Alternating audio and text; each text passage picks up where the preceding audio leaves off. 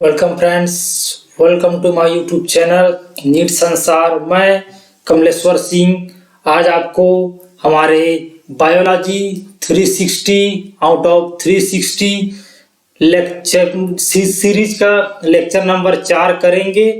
तो आप लेक्चर शुरू करने से पहले आप सभी को मेरी ओर से जय श्री राम। तो चलिए बढ़ते हैं हमारे आज के लेक्चर में और करते हैं हमारे महत्वपूर्ण सभी क्वेश्चंस को। तो हमारा पहला क्वेश्चन है, कोशिका द्रव्य विस्तृत कक्ष युक्त किसमें पाया जाता है। तो अपना जो कोशिका द्रव्य है वह विस्तृत कक्ष युक्त अपने यूकैरियोट में पाए जाते हैं। और हमारा यहाँ पर जो यूकैरियोट है वह है प्याज की कोशिका, इसलिए इसमें अपना विस्तृत कक्ष युक्त कोशिका द्रव्य पाया जाएगा। चलिए देखते हैं हमारा अगला क्वेश्चन है, कोशिका झिल्ली की तरल प्रकृति से कौन से कार्य होते हैं। तो चलिए देखते हैं, अंतर कोशिकीय जंक्शन का निर्माण तो यह होता है, कोशिका वृद्धि यह भी होता है, कोशिका विभाजन इसमें भी सहायता करता है, कोशिका भक्षण इसमें भी सहायता करता है, इसके अलावा स्त्रावण इसमें भी यह सहायता करता है। तो इसलिए हमारा ऑप्शन नंबर 4 सही हो जाएगा। चलिए बढ़ते हैं अगले क्वेश्चन की ओर। हमारा अगला क्वेश्चन है, अर्धसूत्री विभाजन की प्रथम पूर्वावस्था का सही क्रम क्या है। तो इसका हम जानते हैं कि इसका जो क्रम होता है वह है लेप्टोटीन, जाइगोटीन, पैकेटीन, डिप्लोटीन और डाइकाइनेसिस। आप याद कर सकते हैं इसका ट्रिक, ले जा पेडी डाकिया। तो इससे आप याद कर सकते हैं अपना सीधे इसको। चलिए देखते हैं अगला क्वेश्चन। हमारा अगला क्वेश्चन है, गोल्जी काय सम्मिश्र मुख्य भूमिका निभाता है। तो हम जानते हैं कि अपना गोल्जी काय लिपिड तथा प्रोटीन के ग्लाइकोसाइडेशन से ग्लाइकोलिपिड तथा ग्लाइकोप्रोटीन का यह निर्माण करता है। और चलिए बढ़ते हैं अब अगले क्वेश्चन की ओर। हमारा अगला क्वेश्चन है, झिल्ली पुटिका संरचना जो संवेष्टन विधि द्वारा गोल्जी काय में बनता है वह है। बताना है कि एक झिल्ली पुटिका संरचना जो संवेष्टन विधि द्वारा गोल्जी काय में बनता है वह है लाइसोसोम। तो आपको याद कर लेना है कि अपना लाइसोसोम संवेष्टन विधि द्वारा गोल्जी काय में बनता है। चलिए देखते हैं अगला क्वेश्चन। हमारा अगला क्वेश्चन है, राजधानी एक झिल्ली के द्वारा घिरा होता है जिसे कहते हैं। तो सीधे आपको याद करना है कि इसे टोनोप्लास्ट कहते हैं। चलिए देखते हैं अगला क्वेश्चन। हमारा अगला क्वेश्चन है, तंतुमय संरचनाओं का विस्तृत जाल जो कोशिका द्रव्य में उपस्थित होता है उसे सम्मिलित रूप से कहते हैं। तो यह जो अपना होता है तंतुमय प्रोटीन युक्त संरचनाओं का विस्तृत जाल जो कोशिका द्रव्य में उपस्थित होता है उसे सम्मिलित रूप से साइटोपंजर कहते हैं। सीधे ही आपको याद करना है। चलिए देखते हैं अगला प्रश्न है, माइटोकॉन्ड्रिया रखते हैं। तो हमारा माइटोकॉन्ड्रिया वायवीय श्वसन का स्थल है। चलिए देखते हैं अगला क्वेश्चन। हमारा अगला क्वेश्चन है, स्वद्विगुणन किसमें नहीं होता है। तो आपको याद रखना है जिसमें राइबोसोम में स्वद्विगुणन नहीं होता है, लेकिन माइटोकॉन्ड्रिया, तारा केंद्र और हरित लवक में स्वद्विगुणन होता है। चलिए देखते हैं अगला क्वेश्चन है, क्रोमेटिन नाम किसके द्वारा दिया गया। तो आपको याद रखना है कि क्रोमेटिन नाम फ्लेमिंग द्वारा दिया गया था। चलिए देखते हैं अगला क्वेश्चन। हमारा अगला क्वेश्चन है, ऐसा गुणसूत्र जिसमें सेंट्रोमियर गुणसूत्र के मध्य से थोड़ा दूर होता है जिसके कारण उसकी एक भुजा छोटी तथा एक भुजा बड़ी हो जाती है, ऐसा गुणसूत्र कहलाता है। तो यह उपमध्य केंद्र की यानी कि सब मेटासेंट्रिक कहलाता है। सीधे ही आपको याद कर लेना है। देखते हैं हमारा अगला क्वेश्चन। तो हमारा अगला क्वेश्चन हमारा अपना सही मिलान करने वाला है। तो चलिए मिलान करते हैं। तो हमारा केंद्रिका, तो हमारा केंद्रिका हो जाएगा कोशिका की राइबोसोम फैक्ट्री। गुणसूत्र, हमारा गुणसूत्र हो जाएगा क्रोमेटिन का संघनित रूप। टीलोमियर हमारा गुणसूत्र के अंतिम सिरे, और काइनेटो को हो जाएगा हमारा तर्कु तंतु के जुड़ने का स्थल। सीधे ही देख सकते हैं। देखते हैं अगला क्वेश्चन। अगला क्वेश्चन है निम्न में से कौन सा सुकेंद्रिक कोशिका के लिए सत्य है, यानी कि कौन सा यूकैरियोटिक कोशिका के लिए सत्य है। तो मैं आपको केवल सही ऑप्शन सी बताऊंगा। तो चलिए देखते हैं। माइटोकॉन्ड्रिया अधात्री तथा हरित लवण की पीठिका में प्रोटीन संश्लेषण के एंजाइम पाए जाते हैं। सही बात है, क्योंकि दोनों में राइबोसोम होता है।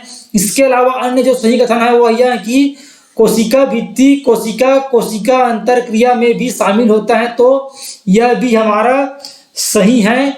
चलिए बढ़ते हैं अगले क्वेश्चन की ओर।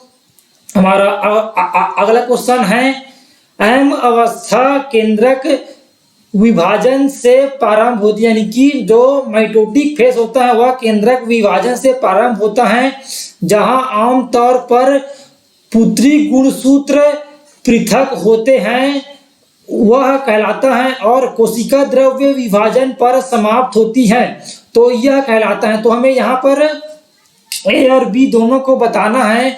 तो हमारा जो सबसे पहले ये जो पुत्री गुणसूत्र अलग होते हैं उसे हम लोग केंद्रक विभाजन कहते हैं, और जो यहाँ पर हमारा जो कोशिका द्रव्य विभाजन समाप्त होता है उसे कोशिका द्रव्य विभाजन कहते हैं। तो हमारे इस प्रकार से हमारा ऑप्शन नंबर 3 यहाँ पर सही हो जाएगा। चलिए देखते हैं अगला क्वेश्चन। हमारा अगला क्वेश्चन है निम्न में से कौन सी अवस्था डीएनए प्रतिकृति के लिए उत्तरदायी है। तो एस प्रवस्था में डीएनए का रेप्लिकेशन होता है, सीधे याद करने की चीज है।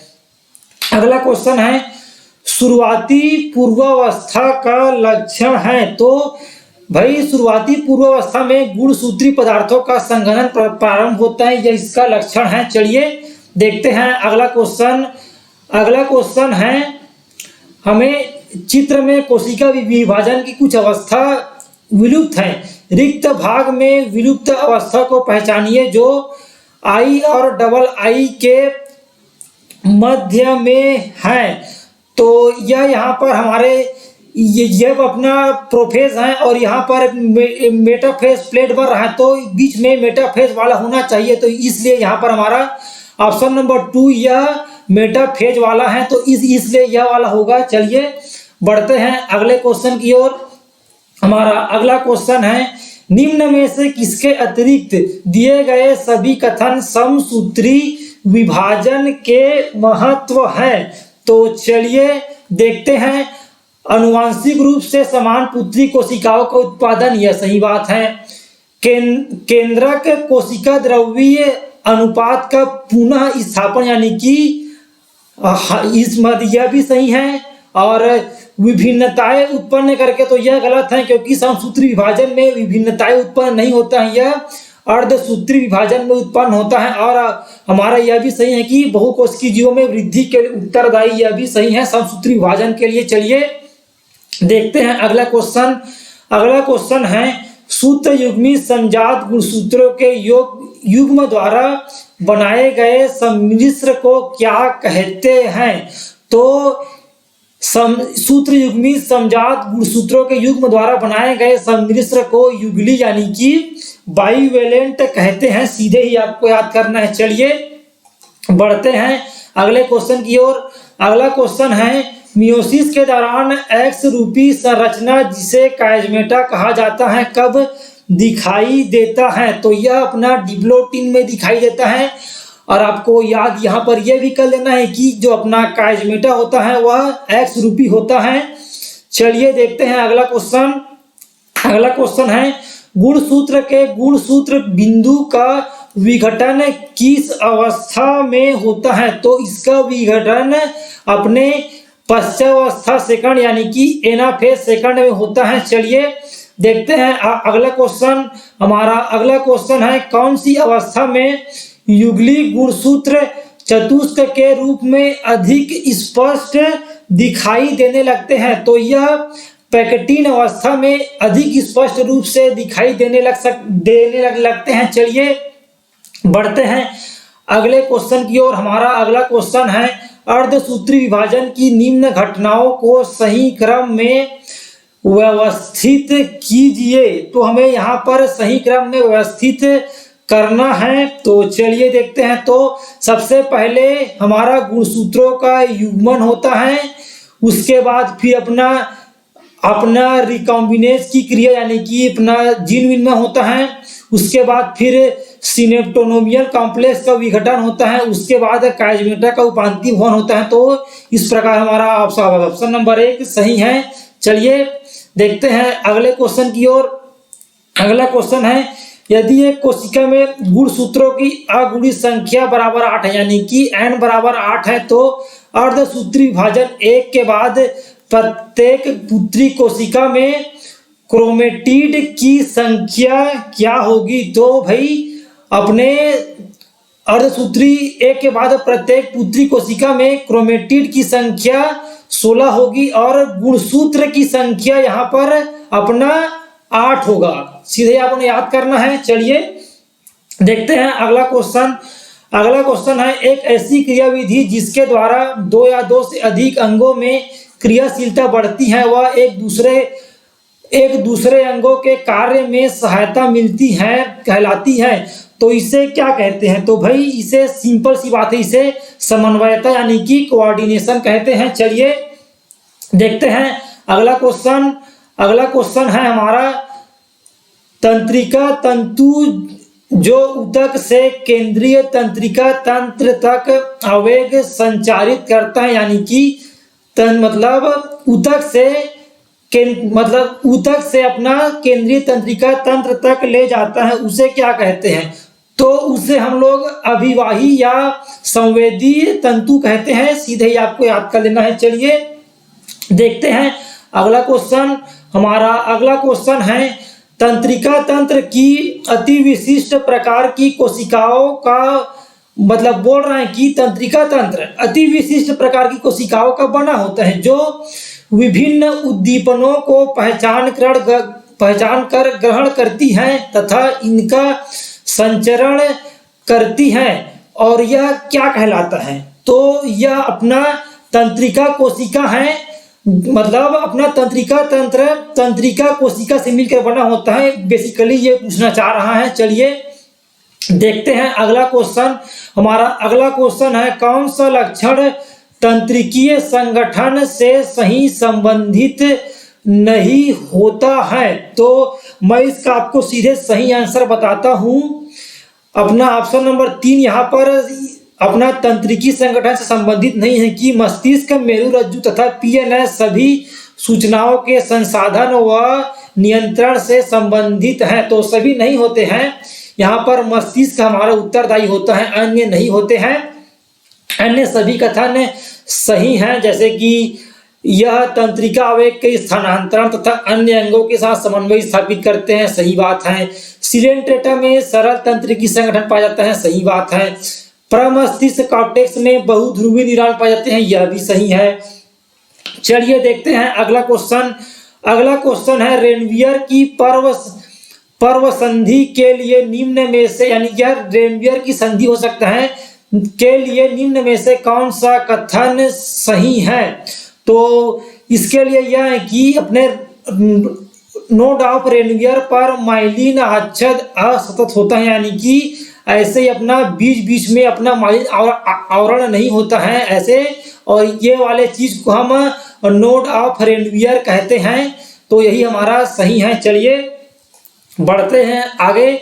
अगला क्वेश्चन है सिनेप्स से तंत्रिका आवेग के संचरण के लिए आवश्यक रसायन है। तो हम सभी जानते हैं कि इसके लिए न्यूरोट्रांसमीटर अपना एसिटोकोलिन की आवश्यकता होती है और यह न्यूरोट्रांसमीटर है, यह भी आप याद रख सकते हैं। चलिए देखते हैं अगला क्वेश्चन। अगला क्वेश्चन है माइलिन युक्त एक्सॉन को माइलिन विहीन एक्सॉन से विभेदित किस आधार पर किया जा सकता है। तो भाई इसे हम रेनवियर के नोड से इसको अपना विभेदित कर सकते हैं, क्योंकि माइलिन विहीन में अपना नोड ऑफ रेनवियर अपना एब्सेंट होगा। तो चलिए देखते हैं अगला क्वेश्चन। हमारा अगला क्वेश्चन है रसायन जो डेंड्रॉन पर क्लोराइड चैनल के खुलने के लिए प्रेरित करते हैं। तो ये जो है अपना वह गाबा व डोपामीन दोनों ही क्लोराइड चैनल को खुलने के लिए प्रेरित करते हैं और यह इस प्रकार संकेत को अवरोधित करते हैं। चलिए देखते हैं अगला क्वेश्चन। अगला क्वेश्चन है एक्साइटेटरी पोस्ट साइनेप्टिक विभव किसके द्वारा, मतलब उत्तेजित पोस्ट साइनेटिक विभव किसके द्वारा उत्पन्न होता है। तो यह सोडियम प्लस अपना गेट के खुलने से होता है। सीधे ही आपको याद करना है, महत्वपूर्ण है। चलिए देखते हैं अगला क्वेश्चन। अगला क्वेश्चन है विश्रामावस्था में झिल्ली पर पाई जाने वाली आयनिक प्रवणता को सक्रिय गमन से नियमित करता है। तो कौन करता है इसको नियमित? तो भाई इसको अपना जो सोडियम पोटेशियम पंप है वह नियमित करता है। इंपॉर्टेंट क्वेश्चन है, याद कर सकते हैं। चलिए देखते हैं अगला क्वेश्चन। हमारा अगला क्वेश्चन है सिनेप्स के आर पार तंत्रिकी आवेग के संचरण की घटना को नीचे अवस्थित क्रम में दिया गया है और हमें इसका मतलब इसको विकल्प मतलब घटनाओं के सही क्रम, मतलब हमें घटनाओं के सही क्रम में इसको मिलाना है। तो देखते हैं। तो हमारा सबसे पहले हमारा क्रियात्मक विभव एक्सॉन टर्मिनल पर पहुंचता है। उसके बाद फिर सिनेप्टिक पुटिका अग्र सिनेप्टिक झिल्ली से जुड़ जाता है और न्यूरोट्रांसमीटर सिनेप्टिक दरार में मुक्त किए जाते हैं। उसके बाद फिर न्यूरोट्रांसमीटर पश्च सिनेप्टिक झिल्ली के ग्राही से जुड़ते हैं और फिर उसके बाद विशेष आयन चैनल के खुलने से आयनों का प्रवेश आरंभ होता है, जिससे पश्च सिनेप्टिक न्यूरॉन में एक नया क्रियात्मक विभव उत्पन्न होता है। ऐसा आपको याद करना है। हमारा ऑप्शन नंबर पहला यहाँ पर सही है। चलिए बढ़ते हैं अगले क्वेश्चन की ओर। हमारा अगला क्वेश्चन है मस्तिष्क की कौन सी संरचना स्तनधारियों में ताप के नियंत्रण में सहायता करता है। तो यह हाइपोथैलेमस है। सीधे ही आपको याद करना है। अगला क्वेश्चन मस्तिष्क का कौन सा भाग ऐच्छिक पेशियों के ऐच्छिक नियंत्रण से संबंधित है। तो वह है प्रमस्तिष्क कॉर्टेक्स यानी कि सेरिब्रल कॉर्टेक्स। चलिए देखते हैं अगला क्वेश्चन। अगला क्वेश्चन है सहभागी क्षेत्र होता है।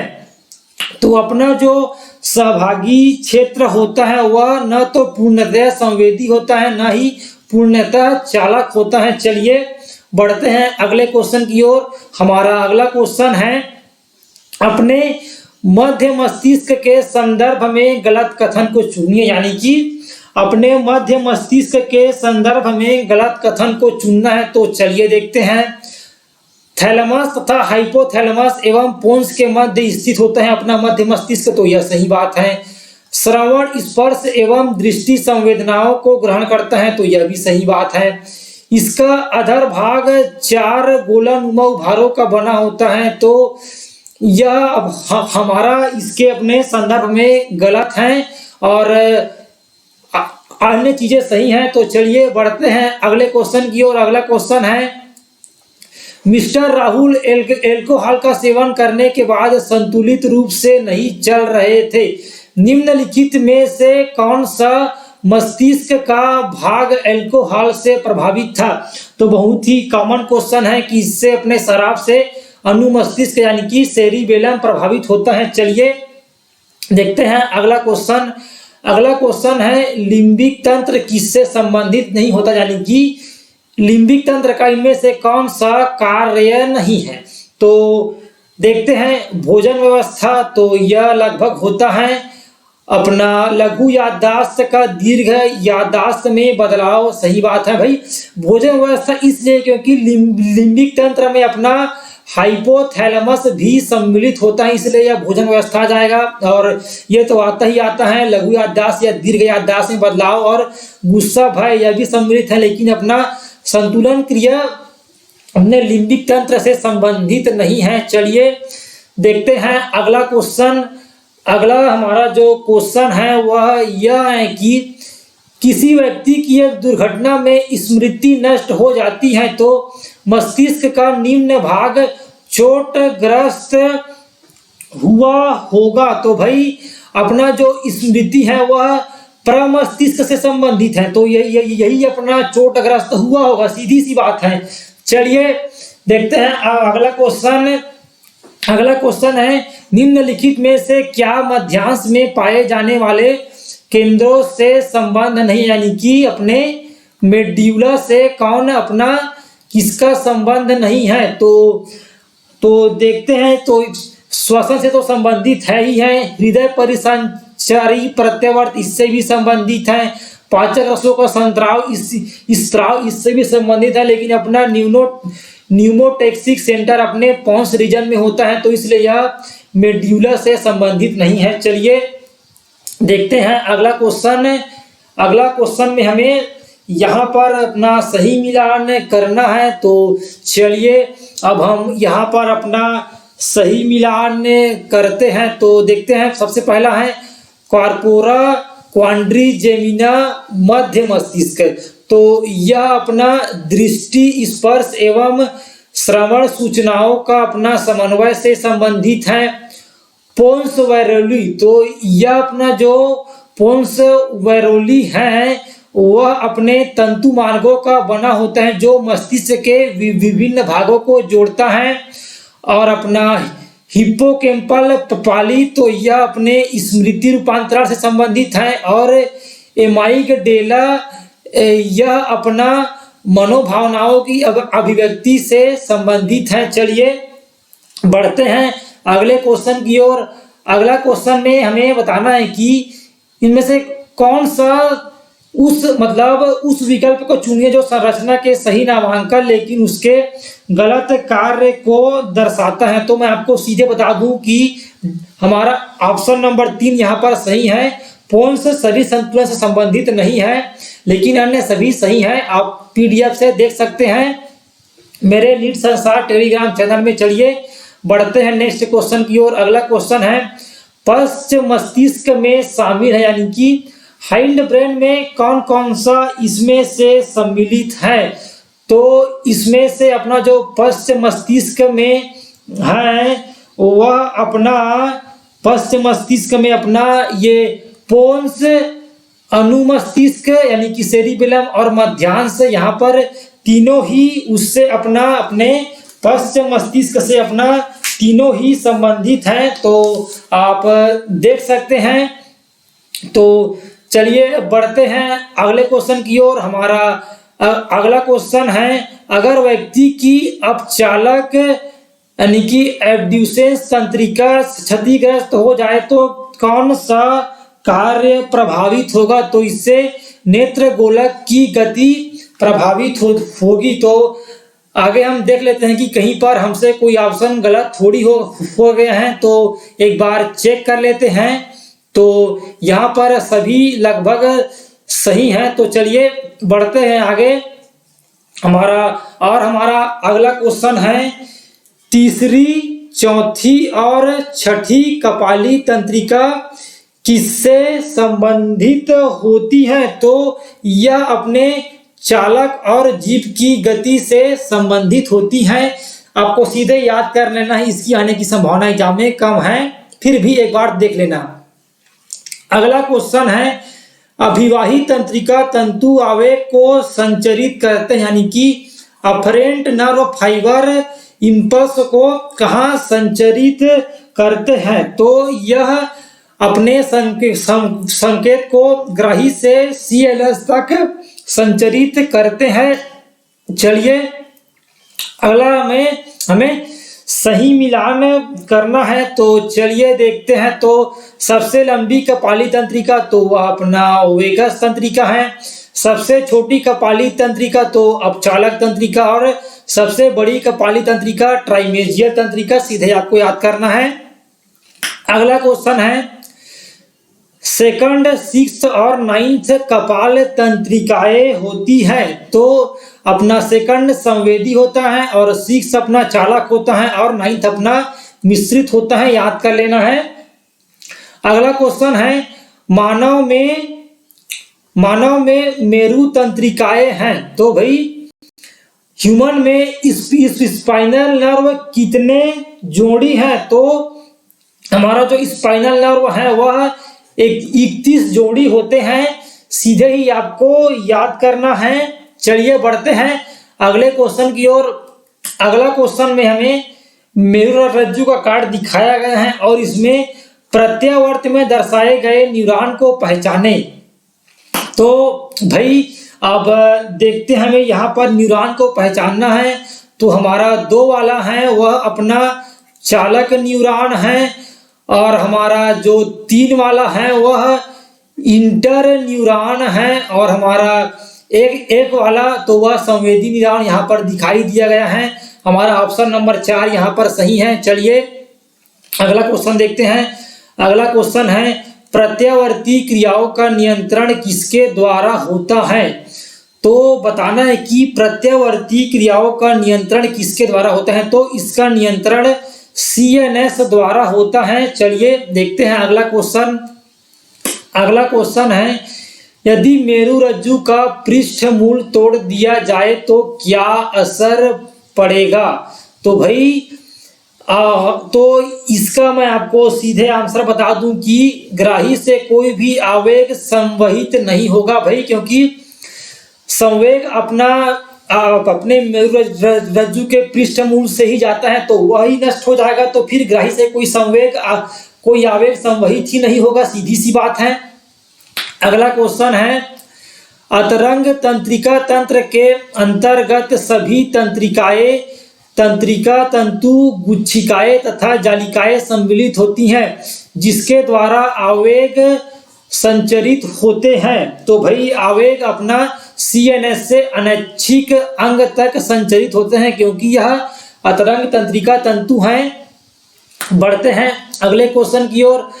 अगला क्वेश्चन है, विध्रुवीकरण के दौरान न्यूरॉन के अंदर और बाहर की तरफ आवेशों का वितरण है, यानी कि डीपोलराइजेशन के दौरान न्यूरॉन के अंदर और बाहर की तरफ आवेशों का वितरण तो धनात्मक अंदर और बाहर ऋणात्मक होता है, सीधे ही आपको याद करना है। चलिए बढ़ते हैं अगले क्वेश्चन की ओर। अगला क्वेश्चन है, प्रत्यावर्ती क्रिया चाप कम से कम रखता है। तो यह एक अपवाही और एक अभिवाही तंत्रिका कोशिका कम से कम तो होना ही चाहिए। देखते हैं अगला क्वेश्चन। अगला क्वेश्चन है, परिधीय तंत्रिका तंत्र में तंत्रिकाएं पाई जाती हैं जिनमें न्यूरॉन की कोशिका काय होती है। तो भाई अपना जो न्यूरॉन की कोशिका काय होता है वह मस्तिष्क, मेरुरज्जु और गैंग्लिया में होता है, सीधे आपको याद करना है। चलिए बढ़ते हैं अगले क्वेश्चन की ओर। अगला क्वेश्चन है, निम्न में से क्या एक संगठित अंतःस्रावी, मतलब कौन इसमें से एक संगठित अंतःस्रावी ग्रंथि नहीं है? तो हृदय अपना एक संगठित अंतःस्रावी ग्रंथि नहीं है। इसके अलावा अपना वृक्क भी नहीं होता है और इसके अलावा अपना यकृत भी एक अपना संगठित अंतःस्रावी ग्रंथि नहीं होता है, लेकिन अन्य सभी हैं, याद कर सकते हैं। अगला क्वेश्चन है, हमें यहाँ पर गलत मिलान को पहचानना है। तो प्रमस्तिष्क ऐच्छिक क्रियाएं, सही बात है। सेरिबेलम शारीरिक संतुलन, यह भी सही बात है। मेड्यूला अनैच्छिक क्रिया, यह भी सही बात है। हाइपोथैलेमस श्वसन, यह गलत है। चलिए देखते हैं अगला क्वेश्चन। हमारा अगला क्वेश्चन में हमें निम्न कथनों को पढ़िए और सही विकल्प, मतलब इसमें से कौन कौन से सही हैं उसको चुनना है। तो चलिए देखते हैं। न्यूरोग्लिया कोशिकाएं न्यूरॉन को आलंबन और मरम्मत प्रदान करती हैं, तो यह सही बात है। PNS में मस्तिष्क और मेरुरज्जु सम्मिलित है, तो यह PNS नहीं, यह CNS है, तो यह हमारा गलत हो जाएगा। और क्रियात्मक विभव तंत्रिका आवेग संचरण के लिए आवश्यक होता है, तो यह भी सही बात है। कार्पस कैलोसम माइलिनीकृत तंत्रिका तंतुओं से बना होता है, तो यह भी सही बात है। तो हमारा ऑप्शन नंबर सेकंड यहाँ पर सही हो जाएगा। चलिए देखते हैं अगला क्वेश्चन है, वसीय अम्ल उत्पन्न हार्मोन है, यानी कि इनमें से कौन सा वसीय अम्ल से उत्पन्न हार्मोन है? तो अब अपना प्रोस्टाग्लैंडिन वसीय अम्ल से उत्पन्न हार्मोन है। चलिए अगला क्वेश्चन, किसके अलावा हार्मोन के संदर्भ में सभी कथन सत्य हैं? तो देखते हैं, सूक्ष्म मात्रा में स्रावित सही बात है, और पुनः उपयोग हो सकते हैं, तो यह गलत बात है, यह एक बार ही उपयोग में होते हैं। और अगला है, उपापचयी क्रिया में भाग नहीं लेते, सही बात है। कम अणुभार होता है, यह भी सही बात है। चलिए देखते हैं अगला क्वेश्चन। अगला क्वेश्चन है, हार्मोन ए रसायन जो बी संदेश वाहक की तरह काम लेते हैं वह सी मात्रा में उत्पन्न होते हैं। तो भाई अपना हार्मोन जो है वह अपोषक रसायन है, और यह अंतर कोशिकीय संदेश वाहक की तरह काम करते हैं और सूक्ष्म मात्रा में उत्पन्न होता है। सीधे ही आपको याद करना है। चलिए बढ़ते हैं अगले क्वेश्चन की ओर। हमारा अगला क्वेश्चन है, यहाँ पर हमें दिया गया तालिका में सही मिलान को यहाँ पर हमें पहचानना है। तो चलिए देखते हैं यहाँ पर हमारा सही कथन को यहाँ पर हम देखते हैं। तो देखते हैं यहाँ पर अमीनो अम्ल व्युत्पन्न एपिनेफ्रिन सही बात है, और एड्रिनल मेडुला से स्रावित होता है, यह भी सही बात है। दीर्घ पेप्टाइड इंसुलिन अग्नाशय से स्रावित होता है, यह भी सही बात है। स्टेरॉइड कॉर्टिसोल एड्रिनल कॉर्टेक्स, यह भी सही बात है। यहाँ पर तीनों ही सही है। तो चलिए देखते हैं अगला क्वेश्चन। अगला क्वेश्चन है, हार्मोन के विषय में कौन सा कथन सत्य नहीं है? तो देखते हैं तो हमारे यहाँ पर पहला ही कथन असत्य है कि हार्मोन को दोबारा उपयोग में लाया जा सकता है, तो यही हमारा गलत है। तो चलिए बढ़ते हैं अगले क्वेश्चन की ओर। अगला क्वेश्चन है, थायरॉक्सिन हार्मोन के लिए ग्राही स्थित होते हैं। तो भाई इस अपना थायरॉक्सिन जो है वह अब अपना थायरॉक्सिन वह इसके लिए अंतर कोशिकीय मतलब अंतर कोशिकीय ग्राही होते हैं, और अपना अंतर कोशिकीय ग्राही अपना केंद्रक में होता है, इसलिए अपना थायरॉक्सिन के लिए हार्मोन ग्राही अपना केंद्रक में स्थित होता है, क्योंकि होता है। सीधे आपको याद करना है। चलिए देखते हैं। तो यहाँ पर हार्मोन की क्रियाविधि दिखाई गया और बता रहे हैं कि कौन सा कथन दर्शाए गए हार्मोन क्रियाविधि के लिए सही नहीं है। तो यहाँ पर हार्मोन रिसेप्टर यहाँ पर केंद्रक के अंदर है। तो चलिए देखते हैं। तो यहाँ पर जो हमारा जो यहाँ पर इसका ये जो सही नहीं है वह यह है कि यहाँ पर जो यह उस हार्मोन की क्रियाविधि को दर्शाता है जो झिल्ली आबद्ध ग्राहियों से क्रिया करते हैं। तो यह झिल्ली आबद्ध नहीं, अभी मैंने आपको बताया कि यह अपने केंद्रक के अंदर के लिए क्रिया करता है, तो यही सही नहीं है, और अन्य सभी हमारा सही है। आप इसको सीधे ही देख सकते हैं मेरे टेलीग्राम चैनल से। चलिए बढ़ते हैं अगले क्वेश्चन की ओर। अगला क्वेश्चन है, निम्न में से कौन द्वितीयक संदेश वाहक नहीं है? तो हमारा यहाँ पर सोडियम द्वितीयक संदेश वाहक नहीं है, अन्य सभी हैं। चलिए बढ़ते हैं अगले क्वेश्चन की ओर। हमें यहाँ पर दिखा रहा है कि झिल्ली आबद्धित ग्राही ए और अंतरा कोशिकी ग्राही बी। बताना है कि चित्र में कोशिका में विभिन्न ग्राही दिए गए जिन्हें ए और बी से प्रदर्शित किया गया है। तो बता रहे हैं कि कौन सा हार्मोन समूह बी से अन्योन्य क्रिया करेगा। भाई अपना जो बी है वह अंतर कोशिकी वाला अपना सम्मिश्र वाला है। तो ये अपना जो वसा वाला है, यानी कि जो स्टेरॉइड उत्पन्न वाला हार्मोन है, लिपिड वाला जो हार्मोन है उससे संबंधित है अपना बी। तो भाई इनमें से जो हार्मोन अपने लिपिड वाले होंगे वह उनसे क्रिया करेंगे, जैसे कि थायरॉक्सिन और एस्ट्रोजन। तो सीधे ही आपको याद कर देना है। चलिए अगला क्वेश्चन देखते हैं। अगला क्वेश्चन है, निम्न में से कौन सा विलक्षण कंकाल पेशियों का है? तो बताना है कि इनमें से कौन सा लक्षण कंकाल पेशियों का है। तो यह कंकाल पेशी बेलनाकार, बहुकेंद्रकी व अशाखित होते हैं। चलिए बढ़ते हैं अगले क्वेश्चन की ओर। हमारा अगला क्वेश्चन है, अधिकांशतया पेशियों की उत्पत्ति होती है। तो हम सभी जानते हैं कि अधिकांश पेशियों की उत्पत्ति अपने मेसोडर्म से होती हैं। चलिए देखते हैं अगला क्वेश्चन हमारा है, आणविक भार के बढ़ते हुए क्रम के आधार पर सही विकल्प का चयन कीजिए। तो भाई अपना बढ़ते क्रम में सबसे छोटा अपना मीरोमायोसिन होता है, उसके बाद फिर सार्कोमियर आता है, फिर सार्कोमियर, पेशी तंतु, फिर पेशी बंडल। ये अपना है इंपॉर्टेंट है, याद कर सकते हैं। चलिए बढ़ते हैं अगले क्वेश्चन की ओर। अगला क्वेश्चन है, निम्नलिखित में से किस एक स्थान विशेष में पाई जाने वाली पेशियों का सही वर्णन किया गया है? तो मैं आपको सीधे सही आंसर बताता हूं कि ऊपरी भुजा भीतर की पेशियां रेखित एवं ऐच्छिक प्रकार की होती हैं। यह PYQ क्वेश्चन है। चलिए बढ़ते हैं अगले क्वेश्चन की ओर।